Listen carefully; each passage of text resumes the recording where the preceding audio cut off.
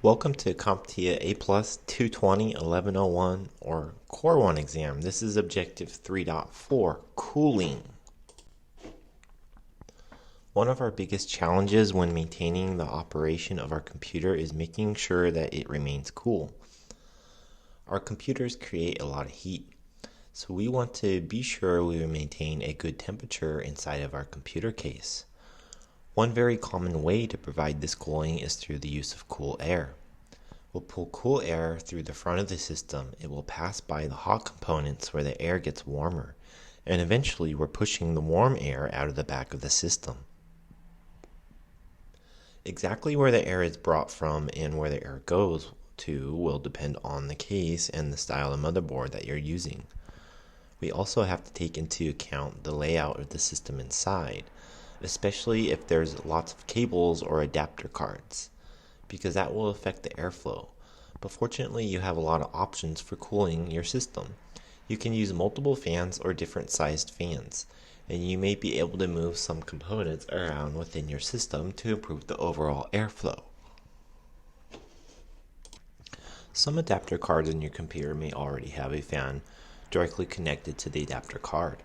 Here's an example of adapter card that has a fan right on the top that is designed to cool this entire video card. Obviously, this adds a bit of bulk and size to the card itself. So if you have to make sure that you have enough space inside your computer so that fan can freely spin. This is very often seen on high-end cards like video cards or any other type of adapter card that has a lot of processing power and tends to get very hot. Here's an example of small types of fans that you would see installed in your system. There are many different sizes and speeds available. It's very common to have a fan controller built into the motherboard that can also control how much airflow is going through your system. These fans also have different noise levels, so if you find that a certain fan is very loud inside of your computer case, you may be able to replace it with a similar fan that's much quieter. And there are some computer systems that have no fans at all. They are completely silent, and all of the cooling is done passively. This means that there's no fans or other type of cooling systems inside of the device. This is very common on systems that are very small, where you either can't fit a fan inside of that case, or adding a fan would add so much noise that you would not be able to use that system. This is very common on systems you might put next to the television to provide some type of media services. And if you're using a system that is passively cooled, then it's very likely the manufacturer has already put it through a number of tests to make sure that no matter how hard you use the system, it will be able to keep up the cooling necessary to keep the system running. If we were to take the top off this media server or streaming device and look inside the chips that are on the system, you would probably see the passive cooling they're using as a heat sink.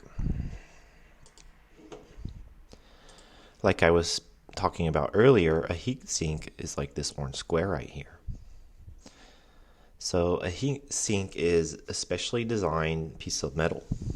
This is usually copper or aluminum alloy, and usually has a very specific shape that allows it to take heat from a particular component and dissipate that heat as air is passing by the heat sink. Although there is cool air helping to cool this heat sink, it can still get extremely warm to the touch.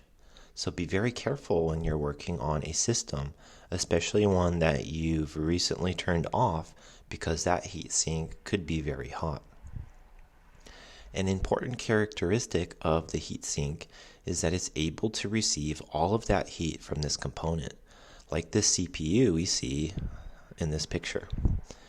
And it's able to receive as much heat as possible so then it can dissipate in the air that's much cooler. To be able to make it efficient, the thermal connection between the component itself will need thermal paste. Sometimes you'll refer to this as maybe thermal grease or conductive grease, but it's pretty much the same thing. So this paste will come in a kit that looks like this. It creates a very good bond between those two components, and you'll be able to easily take the heat away from that component and dissipate that into the cooler air. It doesn't take a lot of thermal paste to be able to make this connection. We often refer to this as being a pea-sized amount of thermal paste, and to be able to protect something like a CPU, here's a good example of this. This is a CPU that has just been installed, and you can see a pea-sized amount of thermal paste is being placed in the middle of the CPU. When you add the heatsink to the top of this, it will spread out evenly throughout the CPU, making this very evenly distributed thermal connection. However, on the other hand, we have thermal pads that look like little blocks or squares like this. There are times though that when thermal paste is a little bit too messy and maybe you'd want to work inside differently in the computer system. In that case, you might want to use a thermal pad. This allows you to maintain a good thermal connection between the component and the heatsink, but you can cut it exactly to the same size you need when you're installing it. This is obviously not going to leak or damage any other component on your motherboard because it is a solid pad. And although this is not as 100% as effective as thermal paste, it's still quite good and a great replacement for thermal paste in most situations. There is a drawback though.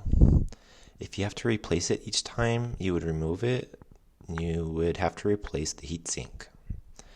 If you're using thermal paste, you can remove the heatsink and make adjustments and put the heatsink back down again without having to replace all of the thermal paste. But if you're using a pad, then you have to replace the pad each time. You can't reuse a thermal pad once the heatsink is fastened everything down. Here's a view of installed heatsinks. It looks like this one is directly on the component of the motherboard. Here's another one of a similar flavor and the type of heatsink. See how they have aluminum alloy design? And they're right next to the CPU socket. In some cases, you might even see a fan on top of a CPU to cool it even more. In some cases, you'll find that very large heat sinks have large fans connected to them. This ensures that it'll have a lot of airflow and dissipate that heat correctly. Instead of using air to cool your system, some people may use liquid. This is the same type of cooling that you might see inside an automobile or a mainframe computer, where using cooling liquid or cool water to be able to bring the temperature down of these components. This is something you might commonly see on a higher end system and needs to be a very effective form of cooling, especially if you're doing some type of gaming or graphics work, or maybe you're overclocking a system and therefore creating more heat than what you might usually expect from that system. Take a look at this picture here. Here's a liquid cooler that you would see in a CPU cooling system. The connection of the CPU has a block, and inside and out of the connection of the block is the liquid cooling that's being transferred. The flow to the radiator. You can't really see the radiator in this view on the block, but it does move it back and forth quite quickly. Okay, we're at the end of the objective. Here is a pop quiz. What is an advantage of a thermal pad over thermal paste? A, effectiveness. B, reusability. C, color. Or D, cleanliness.